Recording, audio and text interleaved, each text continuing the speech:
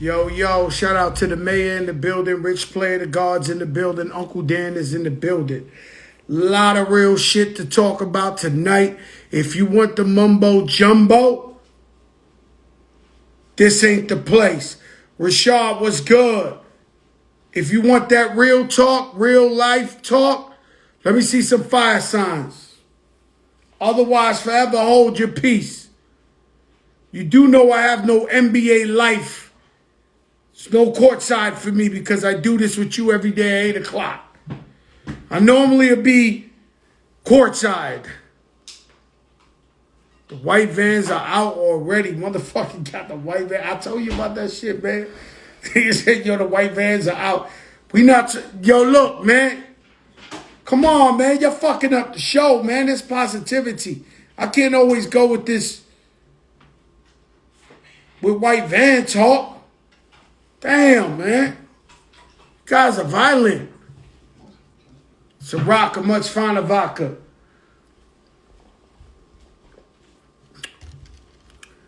Okay, let's start by saying 27 years ago, Illmatic came out.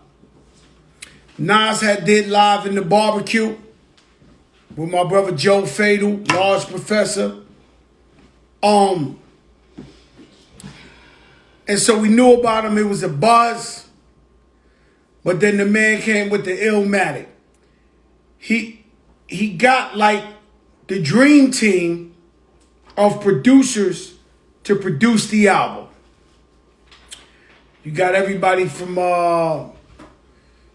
Pete Rock to Primo, everybody who was hot at the time, Q-Tip, everybody was in on this. You burp one more time, I'm throwing you out of here.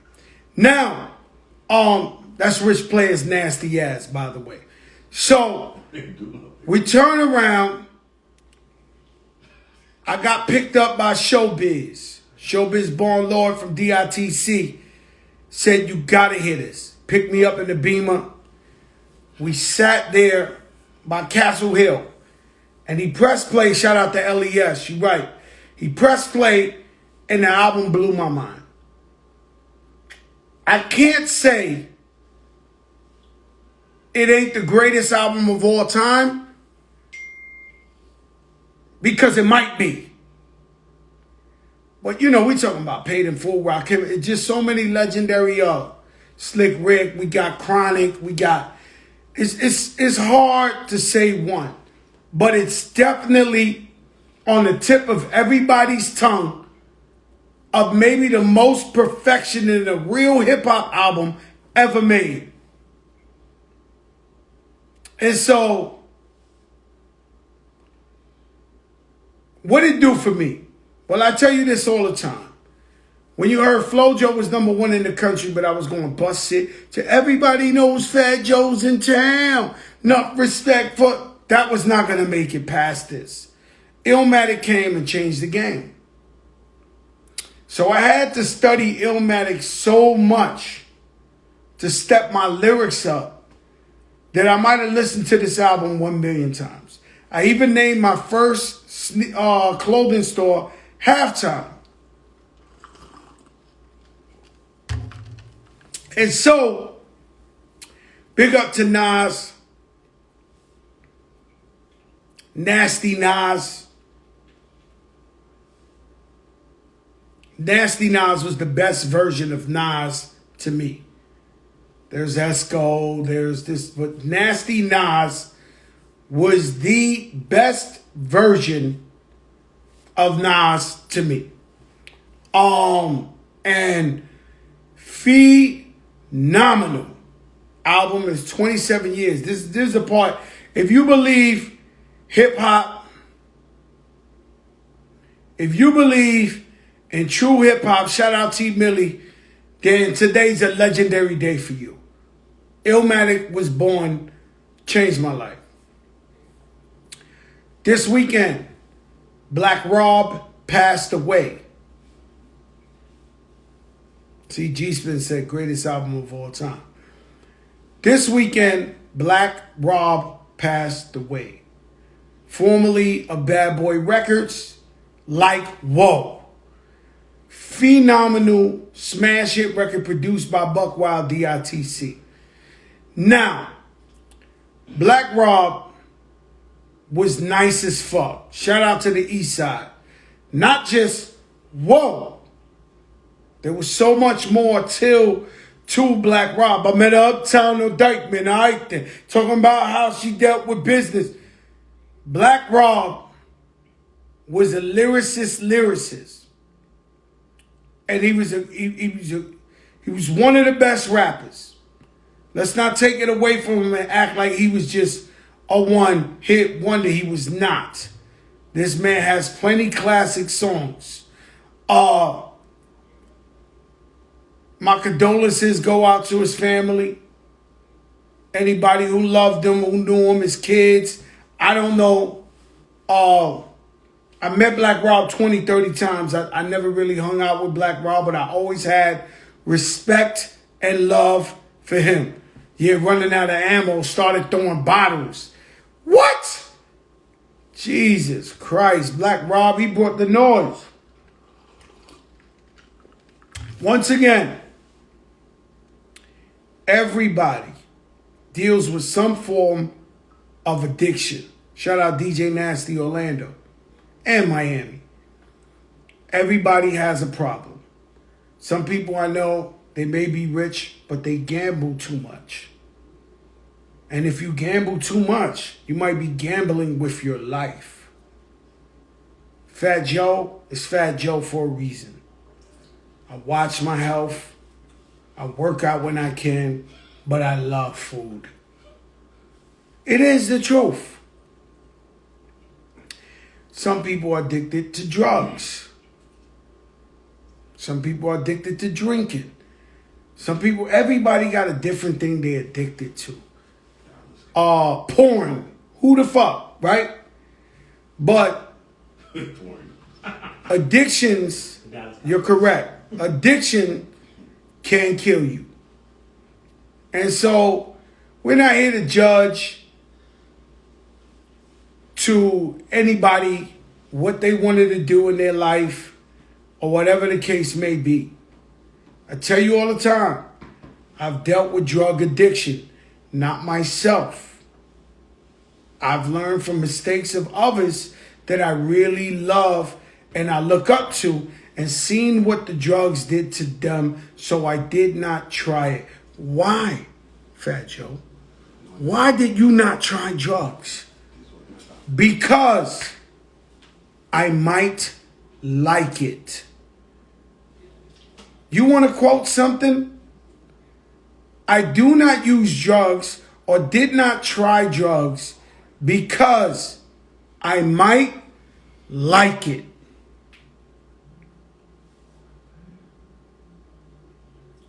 And so there's a video out there when DMX is talking about a guy he looked up to him, snuck it in the weed. But if you see how DMX, rest in peace, describes this, he says, the minute I hit it, I didn't care about nothing else in the world. That's scary. And so sometimes we got to learn. Sometimes people walk that walk so that you can learn from their mistakes. And so every time one of our brothers pass away that had an addiction, they go, well, who could have helped them? Or what could it?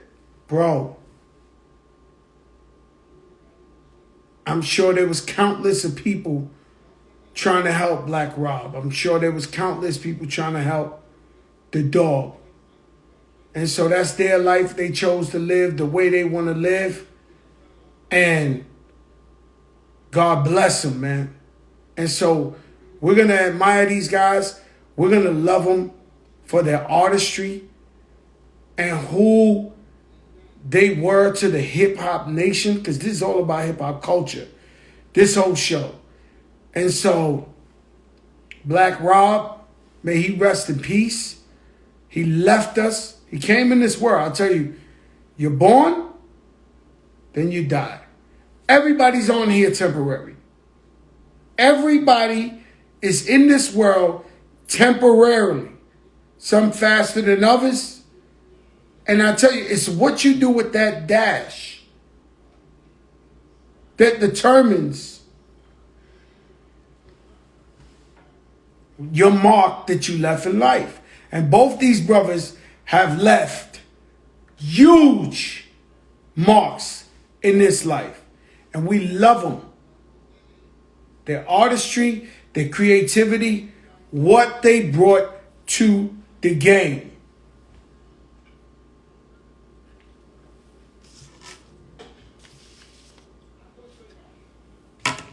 And so, Illmatic, Black Rob passed away. I had a paper on here, Rich, or it's the same paper. And so, the elephant in the room is the George Floyd. Well, I know it's Chevron. I don't know how to say the dude's name. It's Chevron's trial.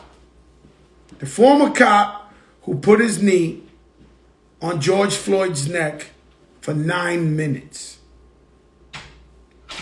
Now, I've been to a lot of trials. A lot of my friends have been locked up for big crimes, what I've been to, right? So even when I knew my friends were guilty, it's the job of his defense attorney to create some type of mumbo jumbo, whatever they can, to convince one juror that it's not beyond reasonable doubt. Now I'm watching the same trial you're watching, Chevron. I'm watching the same trial you're watching. Now, do we know this is it? Do we know he's guilty? Yes. Does any normal person in America, in the world, know this man is guilty? Yes. I can't even find a white supremacist to say, yo, right on, brother, but he going to jail. He fucked up. Right? And so you can't make this shit up. Right? So this guy is killing this man, not for no violent crime, not for stealing something, nothing. He's on his neck for 9 minutes and 20-something seconds. The problem is, it's in broad daylight, and there's 20 people taping the incident. This is the worst thing. This is the worst thing for anybody going to trial. Of the witnesses, because, you know, everybody likes to play this as a race bait, black, white. Of the witnesses, there's a white, Caucasian, female woman who is an ambulance, a fucking firewoman. A firewoman. So he's on the knee for 9 minutes and 20-something seconds. And in the crowd of taping is a white firewoman who went to the school of paramedics not once, but twice. You cannot make this shit up.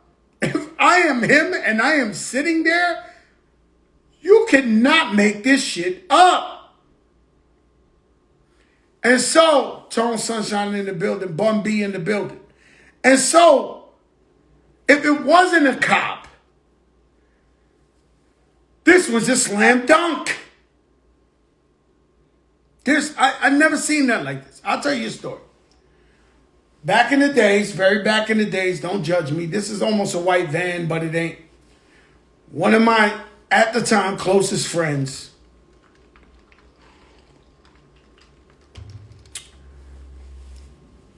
he was alleged for a body of murder. One of my best friends at the time, many, many years ago, before I rap. And so, we had to get him the private attorney. We pawned all our jewelry. I ain't even gonna lie. We even stuck dudes up. We did what we had to do to get the $20,000 so we could get the best attorney in the Bronx to represent my brother at the time. Because even him, he went bad. It's terrible how you, it's, okay. And so we pay the lawyer the money. We go to trial. My guy tells me impossible. Nobody was out there. Not a soul was in the street. Middle of the night, dark, nobody saw nothing. We go to court the day of. There's 6 eyewitnesses at the trial. It's cool. Boom, got the best lawyer, this, that. They put a lady on the stand. The lady they put on the stand, they asked her, Miss, what's your name? She said, Maria. Maria who? Maria the window lady. Huh? Maria the window lady. Maria the window lady? I lived 30 years here and I on the window 20 hours a day. I see everything. Maria, but you on the window? My window. If you see my window, it's a dent. It's mold. Because my arm is stay there all the time. You believe this shit, man? Maria, the window lady, explains that it's a dent on the window sill because she's on there every day, 20 hours a day.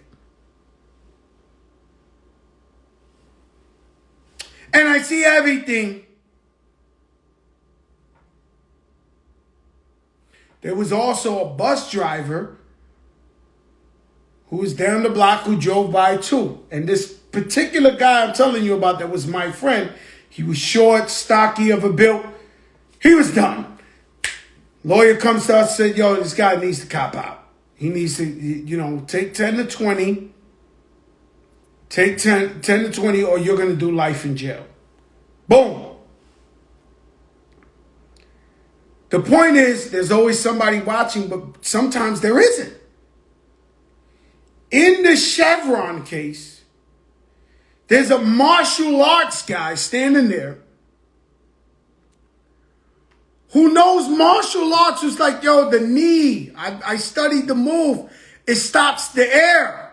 Like, this guy couldn't have done this crime in the worst place ever, though. Like, this guy got to be the most incredible fuck up ever lived. In life. In life. In life. What law library? What are these people talking about?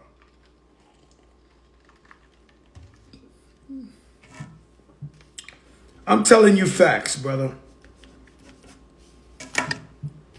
I'm telling you facts. Now, have we seen a guy like this beat a case before? Too many times.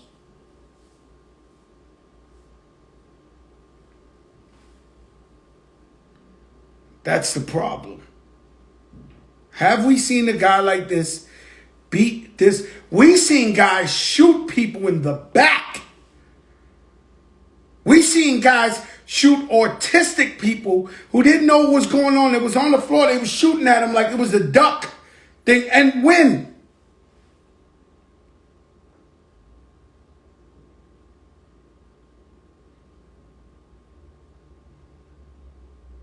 Well, Zimmerman, I live in Miami, so I know that they got the stand the ground law. This is a whole different conversation. Let's not bring Zimmerman here. Zimmerman, under any common sense, should still be in jail. But we're talking about Rodney King. Rodney King. They weren't more guilty than this guy. This guy stepped on a man's neck for 9 minutes in front of everybody. The face. the arrogancy. And I'm not a conspiracy guy. But it almost looked like he was possessed by the devil.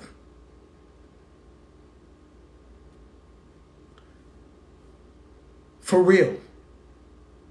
If the devil ever possessed somebody, he did Chevron that day. This man got his hand in the pocket. He got his knee on the neck. He could give two fucks about who had a camera in his face. Lawyer said crap. No. No. See, a lot of you guys, I had a lot of friends of mine go to jail. So I sat through a lot of trials. A lot of you guys don't understand. It's the defense attorney's job to throw the mumbo jumbo.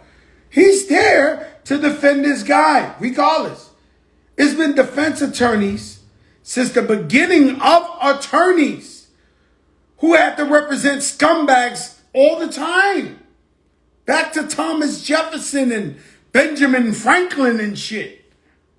It's their job. And so he's there trying to make anything go through. Yo, maybe it was the drugs. Maybe it was the this. Maybe he could have sat. Maybe he could hit. It's his job, bro. Right? And so, give him credit for trying. But, as far as I'm concerned, this guy's guilty. 1 billion %. Now, the thing that asks me, and I'm asking y'all, I want, and read, you watching this? You watching what I'm doing or no? Oh, try to read these comments and help me because I want the people to help me. Gotcha. Right? Did Chevron, this is me. Now, don't put the volume. But did Chevron, did he wake up that day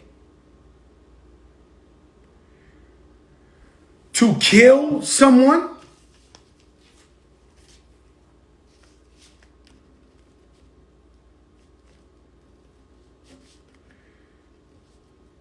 Did he wake up that day to kill someone? And so this is the shit that bugs me out, right? Yes, you see, he knew him. This is what I'm saying. This is what I'm saying, guys.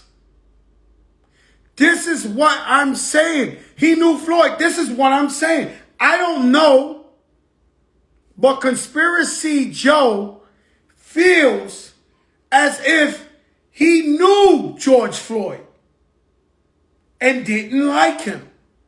Because if a man dies mysteriously or a woman dies mysteriously, what do? Man dies, they check if he has life insurance. I think the woman sends somebody to kill him.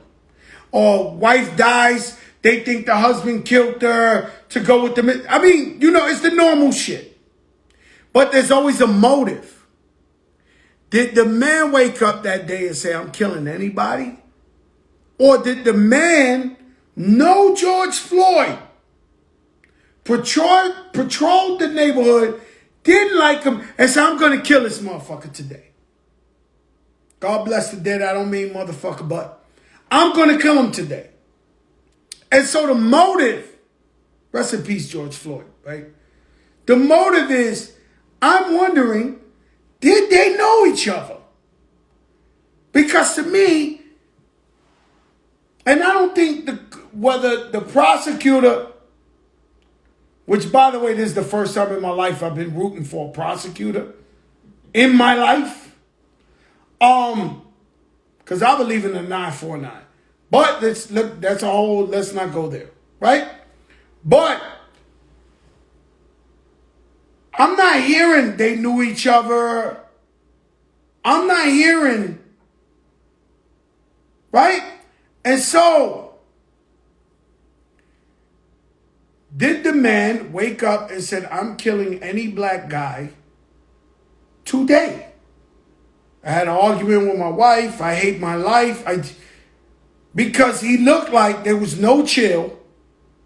Everybody keeps saying they worked at a club together. I cannot confirm that, but I believe it. Even the guy who came and was trying to calm George down what he was in, the guy with the white glasses that came to court, he said he knew Chevron from the neighborhood and had told them like 5 days before, stop being abusive to the people. So these people knew this cop.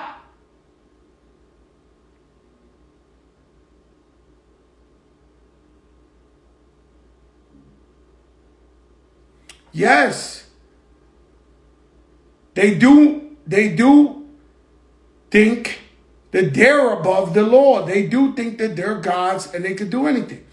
And one thing I learned the other day, right? Because listen guys, I was not a good guy.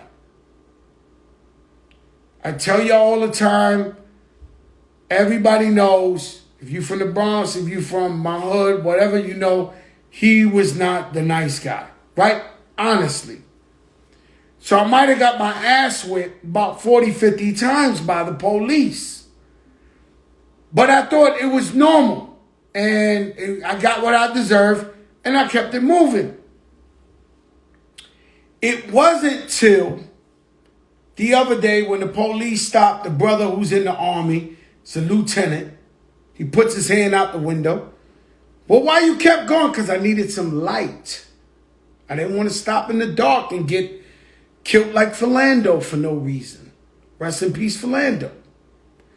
Hands in the air. They still maced him, threw him on the floor, humiliated him. And then once they realized I fucked up, they'd start talking to you nice. Well, man, maybe you should have stopped. I'm sorry, you're in the army. I'm in the army too. They knew he was in the army. He had the outfit on. He had the outfit on and was telling them, I'm defending this country, sir. Right? The point is, this brother pressed charges or something. He made a complaint. And somehow the cop lost his job. All the years and all the ass whippings I have ever received from the police, I never gave a complaint. Because growing up in the hood, we think it'll fall on deaf ears. We the voiceless. We feel like we brought up that way. We brought up to think, yo, these guys ain't getting in trouble. We brought up that way. Why even make a complaint? Or if you make a complaint, they might fuck with you more.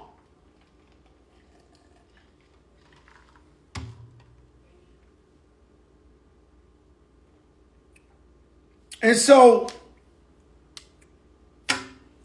I believe we having a conversation, guys. Don't quote me. I'm not no mathematician or whatever. I'm not a scholar. But I believe, how you doing, mommy? My mother's watching. Thank God. I love you so much, mommy. I believe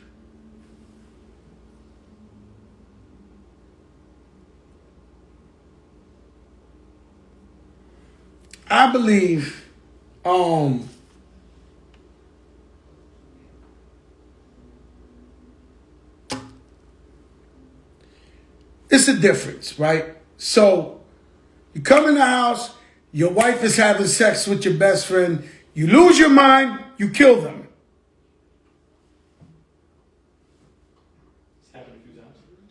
No, it's happened more than a few times. You come in your house, your wife is fucking your brother. So They're most likely dying. You come in the house, your wife's fucking your brother, you killing everything. I don't know. But this right here means like somebody blew their mind and fucking lost it and killed. All right, they're going to jail. Did he plan on murdering his wife and his brother? I don't think so. Let's take the lady officer who killed the young brother out there in Minnesota, 10 minutes away from where this trial's at. Did she wake up that morning saying, I'm going to kill me somebody? And so the other brother who's actually putting the cuffs on him, when the kid's running into the car, he's trying to grab him. He didn't pull his gun. She goes in there, sticks her gun. Pow! Oh, I thought it was Taser. Now, I thought maybe she made a mistake. No, I'm being honest. Maybe this woman made a mistake. She's a veteran. Wasn't even her business to go in there and shoot, right? But she's a veteran. Maybe she made a mistake. But then I start seeing the tasers are yellow. They're on the left side. They're bigger than the gun. You're supposed to go taser, taser, taser. The weight difference. Yo, bro. Too much. But did she want to murder someone that day? Or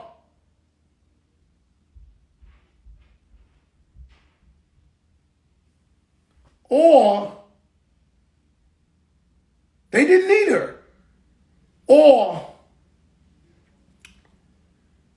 she hated black people and she wanted to kill them. What do you want me to do? I can't make this shit up. I'm watching it like you guys. 26 years on the force. This is an instructor, they said. Definitely not a mistake. Definitely not a mistake. Tell you all the time, my son Ryan, I was at the projects, Forest Projects with my mother. He was choking on a candy. I ran out. I was running to my car so I could rush to like Bronx, Lebanon. But after doing the numbers, I realized he would have died. He would have choked. He was out of breath. Lady cop pulls over, notice something's wrong. I'm looking panicked. She comes, she does the Heimlich or whatever. Saves my son's life. So I believe in police. I believe there's good people out there. I believe there's great police. I tell you the truth. I'm not going to lie to you, bro. That's not what I do.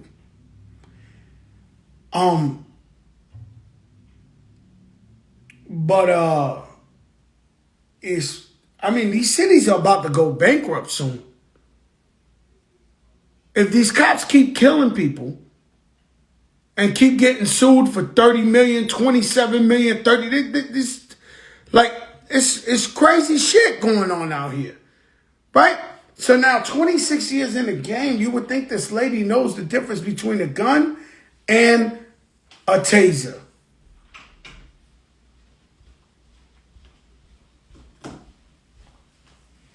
And now Spike Lee, I want everybody to understand this. Spike Lee and me had a conversation maybe last year or a year ago, 2 years ago. Shout out to Spike, man. We was talking about the Knicks. We're going to talk about the Knicks. Oh,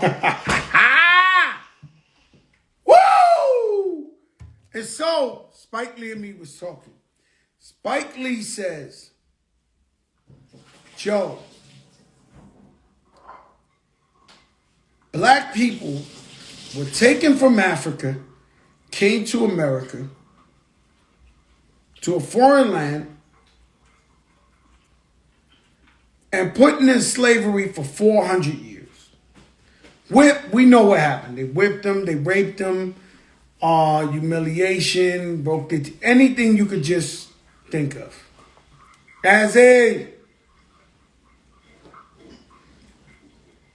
He believes that in black people's DNA,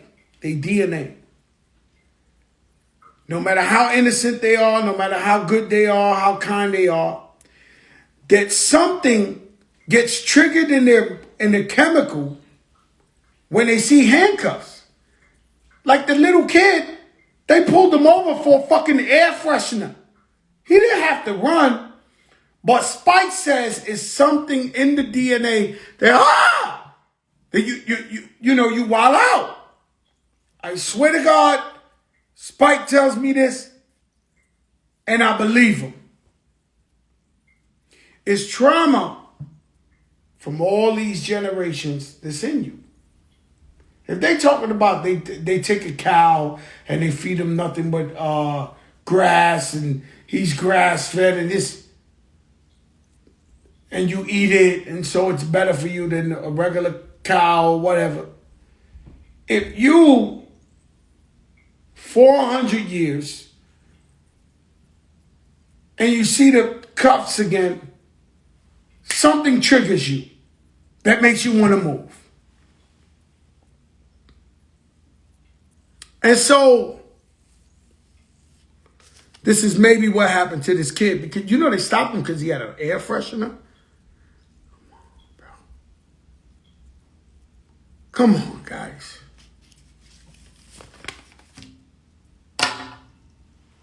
They stopped him because he had an air freshener. And it obstructs the view.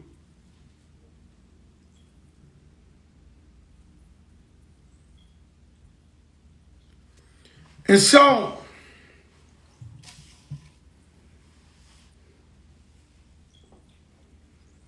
I did an interview today. And this guy, you know, I say brother because I call white people my brother all the time. I don't know him, but I did it for my lawyer. Jeffrey Lippman asked me to do this guy. And then he says, when's the first time you heard of Rikers Island? I said, well,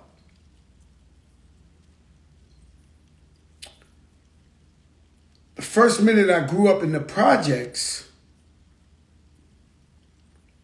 put fire signs if I'm not boring. If you want that real shit or you want the fake shit? You want me to tell you who 6ix9ine this today or what you want? If you want real shit, let me see fire signs. Or you want the mumbo jumbo?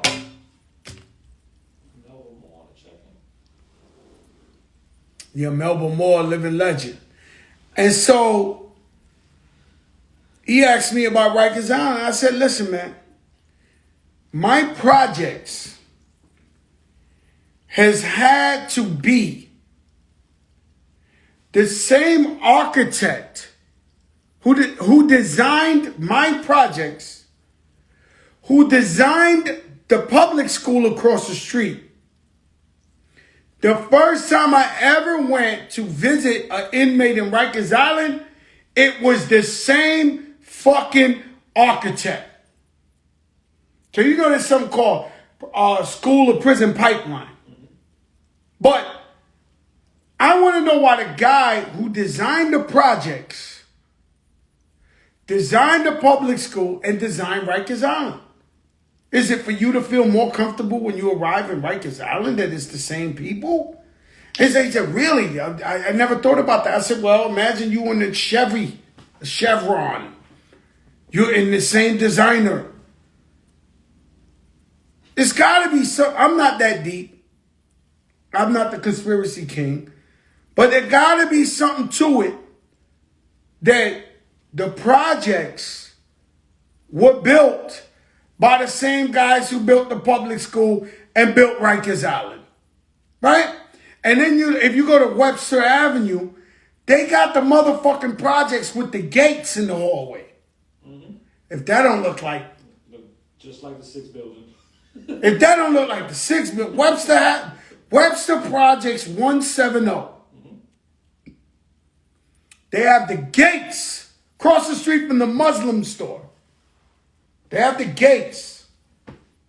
And so,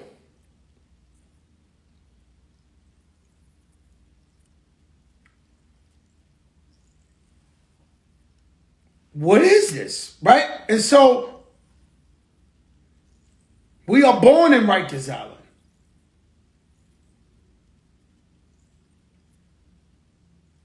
We are born in Rikers Island. And so, it's normal for people to go there. And then the hood be making the dumbest shit you ever thought of in your life. Anybody went to Rikers Island for 6 months, 8 months, they came home like certified, like they had the blue check.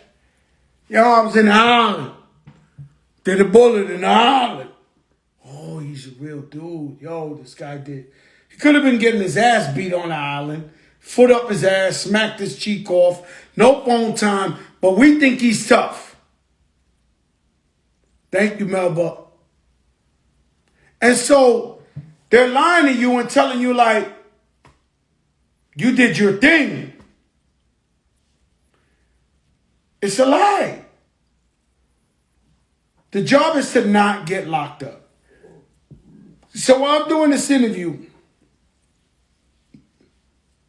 and let's keep it real. You want to keep it real? Throw the fire signs up.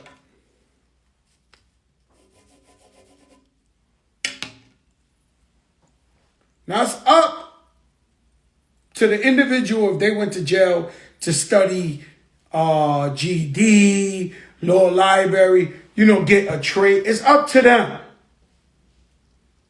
I don't believe there's nothing correctional about the prison system. Nothing.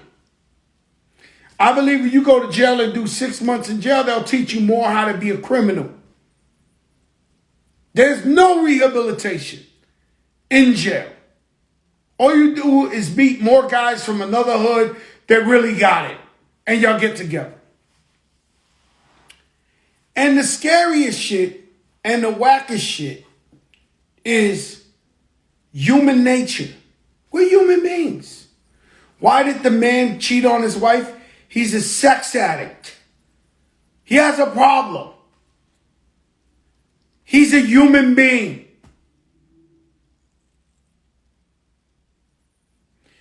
I might have a day. I argue with my wife for 3 hours straight. What do you think the next conversation is going to be like with an employee or something like that, right? So I'm giving you all this scenario to say,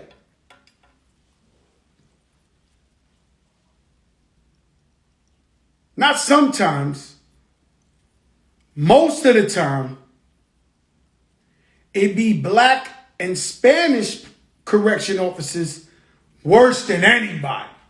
Now, I know that's different when you go upstage. Upstate, it's straight. You know what that is. But you go in there, and we got two worlds.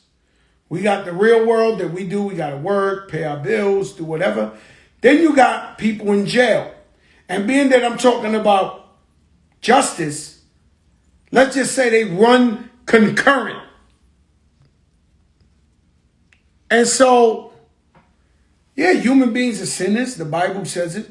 Human beings have many imperfections and many flaws. And these people go in there, they straight. I keep it real with you. Some COs is in there. They stuck. Once they check in, they stuck. They might not know what their wives is doing.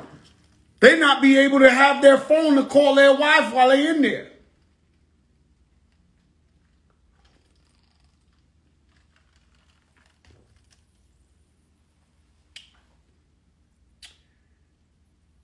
And so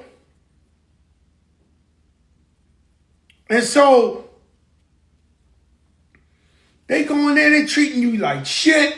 They talking to people like, this is my motherfucking house, and I run this shit. And then you be looking, all right, let me just give you what the real psychological problem is, right?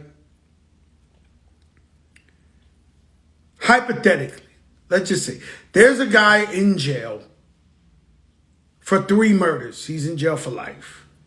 He did 3 murders. He's in Rikers Island. He murdered. I wouldn't murder a butterfly or a canary. He murdered 3 people. Stone cold killer. About to do 1,000 years. You come in there, you got a correction officer who's half his weight, pancho cara de queso, talking to him crazy. Yo, I don't give a fuck. This is my house. I'm the head nigga in charge. Well, what do you expect is going to happen? And so, it's crazy because all I did was 4 months in jail. And in Miami, there's no real, Puerto Rican correction officers. So I do my time in Miami. The only cop, the only CEO Not the warden, assistant warden, not a black cop, not a green or an orange. The only cop that ever screamed at Fat Joe. I was laying in the bed getting ready to go to work. And he said, yo, dumb loud, right? I'm like, I'm still chilling, right? Maybe he ain't talking to me. I said, yo! I'm like, yo! So I get up off the bed. The cop! The cop! The cop! So I'm like, the cop?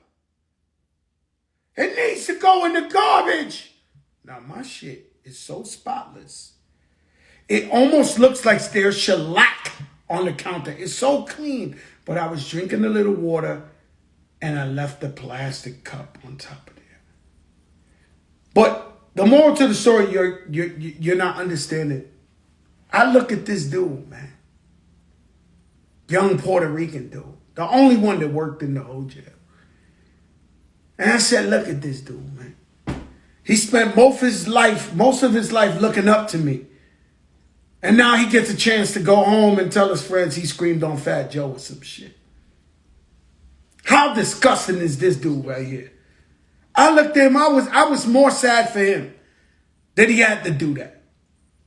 Ain't no dry snitching here. I ain't tell you the man's name. I ain't tell you none of that shit. And he's a piece of shit anyway. Okay, you can take that with you if you know the nigga. And so, but I look at him and I felt so bad to him. For him, I felt. Yeah, looking up to Fat Joe. There's a lot to look up for.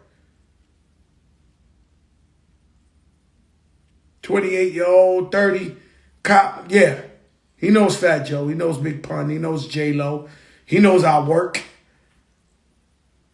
But he got to go home and tell his friends, yo, I screamed on Fat Joe. He ain't no... Whatever he did this shit for. It was a cup of water.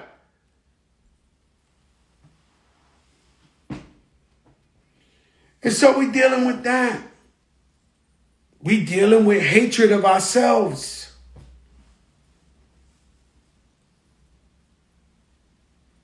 Hatred of ourselves. You go to Rikers Island or any jail. Oh yes, people prefer power over money. You got punks who get to go in there and act like they're God, like they're King Kong. They're Godzilla. To guys that are really dangerous. Yes. Power's a motherfucker. It's the biggest drug in the world. It's the biggest drug in the world.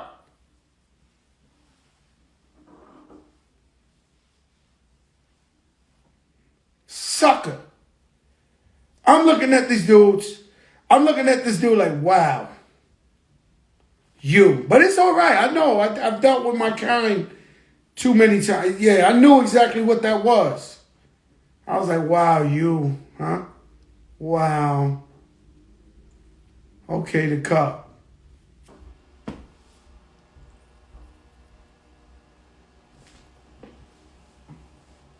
And so I tell you that story about, he said, could you change? Shine did 10 years in jail. Came home, he just got elected in his country. An ambassador. You can change. But why is it that they pretend to say you can't change when you can?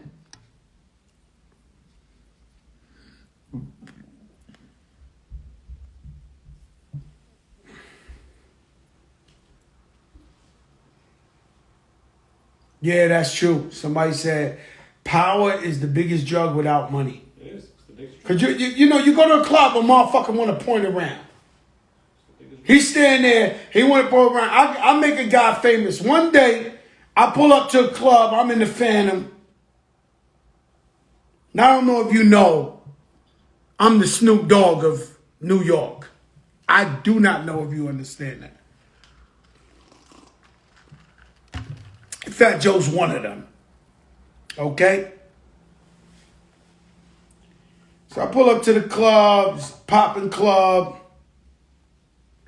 I go. The guy says, you can't come in. So I turn around and I go, what? He said, you can't come in. There's a guy was standing right next to him, Disco Dave, who I know for years. I look at Disco Dave. I said, yo, Dave. Dave was like, yo, he's the boss. I said, you know, Dave, you's a sucker, bro. You's a real punk, bro. You's a sucker. I was so hurt by Disco Dave. At least he should have told him, man, yo, what you doing? Boom, nothing. I walk away. I jump in my Phantom. I go to a club downtown where they treated me like a king.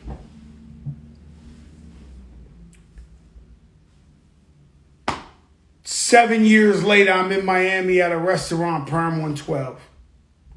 I'm walking by minding my business. A guy jumps up. Hey, it's me. It's me.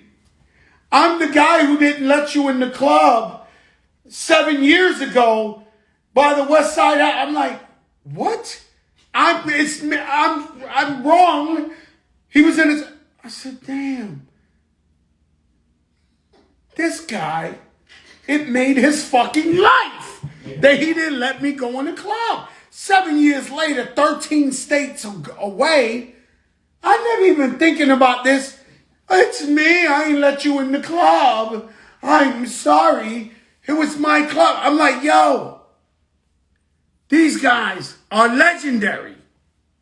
And so they punks.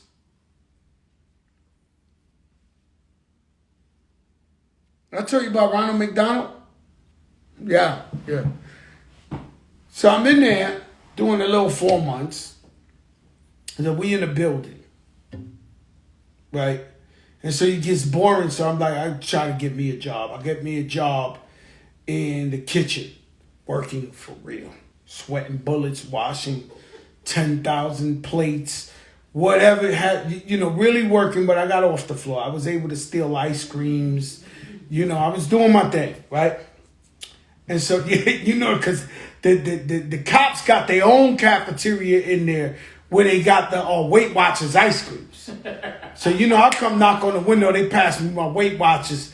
Boom, I walk it off. Cool. So, woman that worked in there, she was a correction officer. She looked like Ronald McDonald. White lady with the red hair like this, like an afro. She walks in like, I don't bother nobody. I just work. And so the way this works is you go to work. When you're going back home or going up, they take you in these giant elevators. So all 50 workers or 100 workers, it might have been 100, come in the hallway. You line up. They say your name. You go in the elevator and you go up. I got to be number 99 out of 100 in the back, quiet as hell. This is my motherfucking house, Ronald McDonald. I run this shit. Head bitch in charge. Like, okay.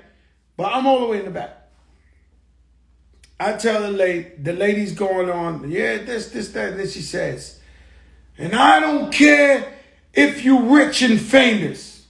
Oh, she got it in. So you skip 99. I'm like, I peek out. I said, miss, you got to be talking to me.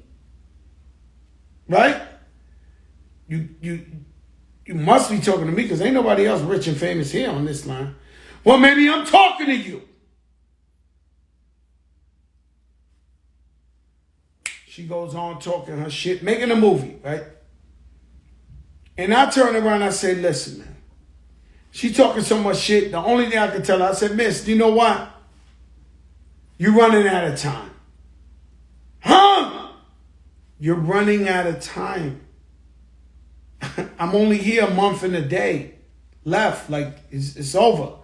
In a month and a day, I'm going to my mansion on the water down the block. It's over. Like, there's no more party. Have all the fun you want for a month and a half. She turns around and looks at me and says, well, you can leave in a pine box. Ah!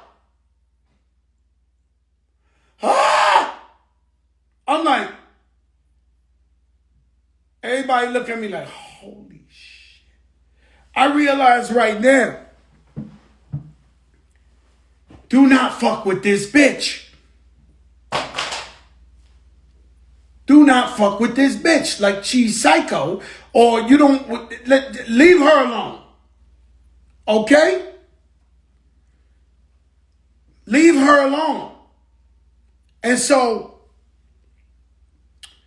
I turn around, I say nothing, I go upstairs, this, that. Right?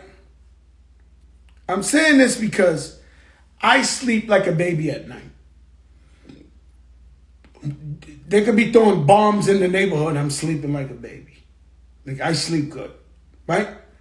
One night I can't sleep and I'm watching TV. It's the news. It was a new channel, the One Network or something. It was 5 something new. As I'm changing the channel, there's Ronald McDonald on the TV screen of the news. I wake up my wife and you, Lorena, look. Ronald McDonald, the lady I told you about. Yo, this bitch is crazy. Right? Lorena wakes up. I said, let me turn it up. It's like 5 something in the morning, 5:45. Lady correction officer locked up for killing her husband. They have video of her throwing him over the boat and cameras in the houses. Yo, come on, bro. I can't make this shit up, man. Google this shit. I can't make it up. Apparently, she was a dangerous woman.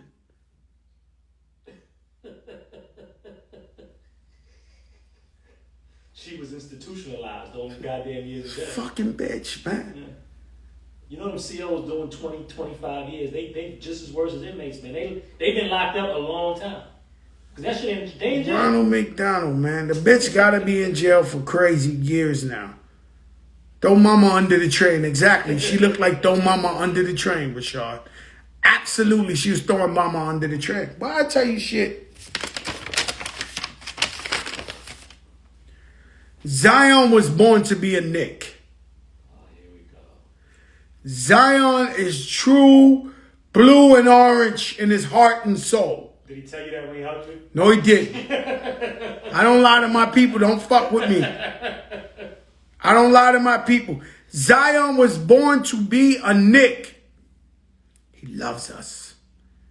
Yeah, they forced him to go to New Orleans. Shout out to the 504. Shout out to Moro's, the best seafood over there. The Essence Fest. Once we get rocking, we back out there. But he was born to be a Knick. After the game yesterday, because I was talking about it with Q-Tip, legendary Tribe Called Quest. He was at the game with me. He sent me a little video. Said, he went on ESPN talking about, I love playing in New York. Other than New Orleans, he bigged up New Orleans. This is the biggest city, the mecca of basketball. He was talking that shit. What, he got one more year? No. He got 1 or 2. That's it. That's 2 more. No. He was hurt the first year. It's already 2 seasons in COVID. They said 3 years or 4 years. It's 4 years. Rookie deal. Okay, he got 2 more years. He got 2 more. Relax.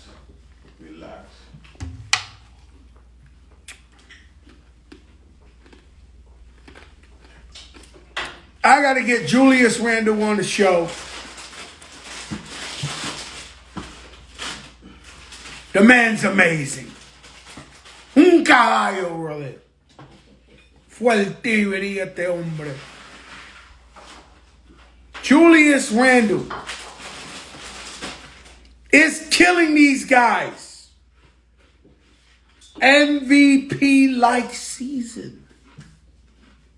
And he doesn't get his flowers like he deserves. Everybody, yeah, go to the Nets. Go love it. Go love the Nets. Go to cross the train tracks. Take the bridge. Get out of here. Take the train. Take the train. Take the train. Huh! We love Zion. Zion's a Knick. He's coming. Watch. He is coming. Julius Randle, we love you. The Knicks, I love what you're doing. It's 6 in a row. I am loyal to my team. I am not like you guys. Hey, it's me, the interview guy. And you don't know who I know. Don't worry, I wanted to get some shit off. Big weekend. Tomorrow bring somebody big and famous. And the rest of the week, somebody big and famous. Don't worry about it. We'll do it free of charge right on your phone. You'll have a time of your life. But, you know, keep your eye on what's going on in this trial. Because we seen shit.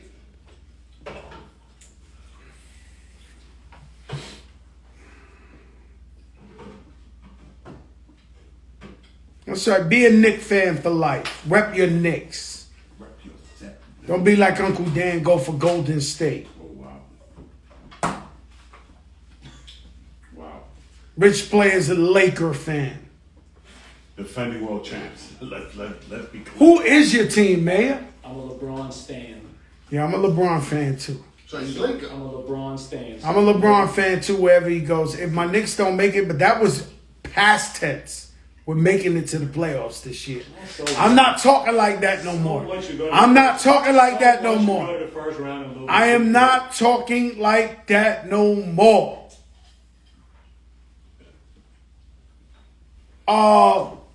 Method Redman tomorrow, the verses. That's as real as hip hop can get. old school at noon. Guys, I definitely reached out to Reggie Miller before, and he refused to do this. And he don't want it. He don't want it. He know I'm going there. He don't like Knicks fans. Yeah, he don't like Knicks fans. He don't want to get it on with me. Nothing. He don't want this one. He thinks I'm gonna just Go because out. I'm a journalist. I treat everybody fair. We doing this show. We don't jam nobody up. We don't bother nobody. But he don't want to. He don't trust me. Not on that. I wouldn't either. You wouldn't either. You're gonna go there with him. Let your darkest moments bring your most clarity. Meaning, if you go through some shit and your family and friends aren't there for you, they aren't your family and friends. Learn. Number 2, put God first. Believe in God. Not only in the bad times, but the good times as well. Walk with God. They asked me, Joe, how do you do it? How do you walk around the city? How do you move like you move? How do you go everywhere around the world like you move? Because I walk with God. There's nobody bigger than God. God, the squad, and TS. I roll with God, the squad, and TS. Yes. I with the BS, we platinum. They even doubted Jesus. Peace, y'all. It's the biggest in the game. Respect, respect.